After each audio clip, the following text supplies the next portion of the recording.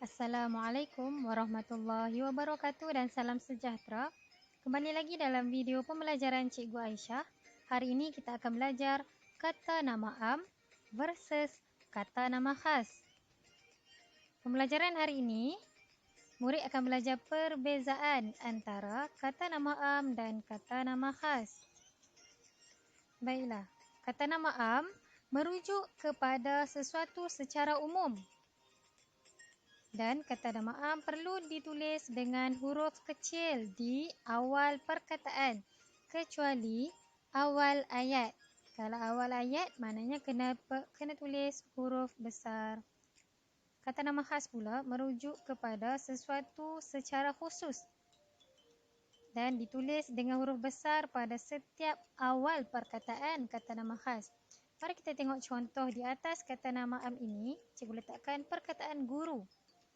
Ini merujuk kepada sesuatu secara umum. Secara umumnya, guru. Okey, kalau secara khusus, guru tu siapa? Nama siapa? Cikgu Aisyah. Jadi, kata nama am guru ini kita perlu tulis dengan huruf kecil. Dikata dengan huruf kecil. Jadi, G perlu ditulis dengan huruf kecil. Kecuali pada awal ayat.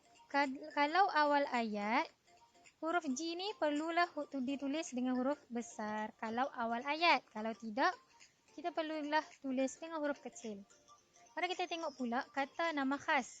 Contoh di sini, merujuk kepada guru ni secara khusus iaitu Cikgu Aisyah. Jadi, huruf C dan A perlu ditulis dengan huruf besar.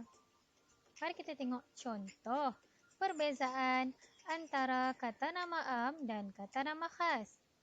Guru secara umumnya. Guru. Mari kita tengok contoh ayat. Adab belajar adalah menghormati guru. Tengok G yang ditunjukkan ini ialah G huruf kecil. Kata nama am perlu ditulis dengan huruf kecil. Cikgu bagi contoh jika kata nama am ditulis di hadapan ayat. Jika di awal ayat, huruf G perlu ditulis dengan huruf besar. Kerana permulaan ayat perlulah ditulis dengan huruf besar. Wajib ditulis dengan huruf besar. Mari kita tengok contoh kata nama khas pula. Okey, ini Cikgu Aisyah. Jadi, perlu ditulis dengan huruf besar, huruf C dan A ini.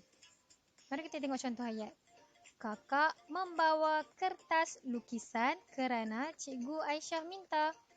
Jadi ini kata nama khasnya. Ada nama. Apa-apa nama manusia, nama benda, nama haiwan perlu ditulis dengan huruf besar. Apa-apa yang ada nama atau jenama itu ialah kata nama khas. Mari kita tengok contoh kata nama am dan kata nama khas manusia. Mari kita tengok perbezaannya. Perbezaan yang pertama. Yang pertama, guru dan Cikgu Aisyah. Kita tengok kata nama am, kata nama khas. Kata nama am, kata nama khas. Huruf kecil, guru. Cikgu Aisyah perlu ditulis dengan huruf besar pada awal perkataan setiap kata nama khas. Kita tengok contoh yang seterusnya. Penjual. Okey, kalau kata nama khas, nama penjual itu Pak Seman. Jadi huruf P dan huruf S perlu ditulis dengan huruf besar. Contoh kata nama am pula untuk doktor. Doktor. Kalau kita tulis doktor saja, perlu ditulis dengan huruf kecil.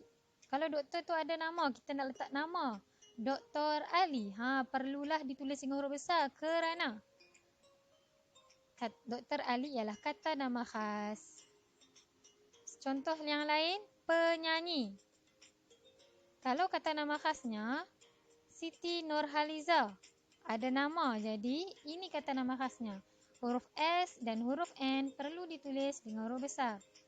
Cikgu ingatkan sekali lagi, apa-apa manusia yang ada nama, yang ada namanya, kamu perlu ditulis dengan huruf besar kerana itu kata nama khas.